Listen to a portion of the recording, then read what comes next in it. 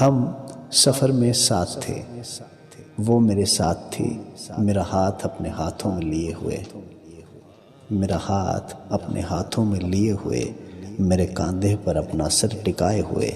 اس کا میرے ساتھ ہونا ان پلوں میں سے ہے جنہیں میں چاہ کر بھی کبھی بھول نہیں پاؤں گا، جو ہمیشہ میرے لیے خوبصورت خواب کی طرح رہیں گے۔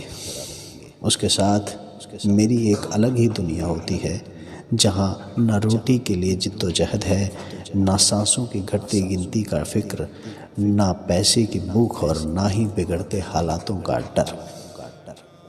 اگر کچھ ہے تو سکون، صرف سکون۔ لیکن آج میری اس دنیا میں بھی بے چینی ہے، لیکن آج میری اس دنیا میں بھی بے چینی ہے۔ ایسا لگ رہا ہے جیسے ہم پاس ہو کر بھی بہت دور ہو رہے ہیں۔ منزل کی طرف بڑھتے قدم ہمارے اب کانپنے لگے ہیں۔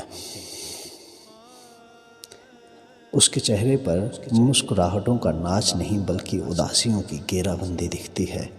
اس کی آنکھوں نے ایسی بارش کی تھی کہ مجھے ڈر لگنے لگا کہیں اس بار دنیا کے حصے کے سارے بادل اس کی آنکھوں سے ہو کر نہ بہہ جائیں اور فاصلوں کو ہمارے نام قربان ہو جانا پڑے۔ یہ کیسا ڈر ہے، یہ کیسا ڈر ہے جو ہمیں ہماری سب سے بڑی خوشی جینے نہیں دے رہا۔ اسی رستے سے ہم کئی بار پہلے بھی گزرے ہیں۔ وہ روئی بھی ہے، لیکن پھر من کو سمجھاتے ہوئے اس نے ہر بار مسکرا کر کہا ہے، ہم کب ملیں گے، ہم کب ملیں گے۔ لیکن اس بار اس نے ایسا کچھ نہیں کہا۔ ہم وہاں پہنچ چکے ہیں جہاں ہمیں کبھی نہیں پہنچنا تھا۔ اس سفر کا سارا شوق نکل کر باہر آ چکا ہے۔ چیخیں مر چکی ہیں اور آنسو سوکھ چکے ہیں۔ ہم نے ایک بار سامنے دیکھا اور پایا کہ یہاں سے اب ایک نہیں بلکہ دو راستے نکلتے ہیں۔ یہاں سے ہمیں الگ الگ راستے پر نکلنا ہے اور پھر کبھی واپس لوٹ کے نہیں آنا۔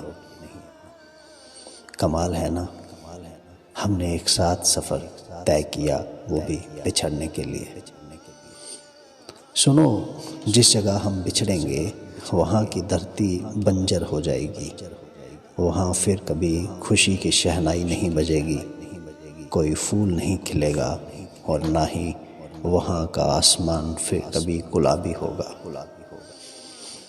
سنو، یہ بچھڑتے پریم کی خاص قسم کی بد دعا ہے جو دھیرے دھیرے ہمارے پریم کی زمین کو بنجر کر رہی ہے، جو دھیرے دھیرے ہمارے پریم کی زمین کو بنجر کر رہی ہے۔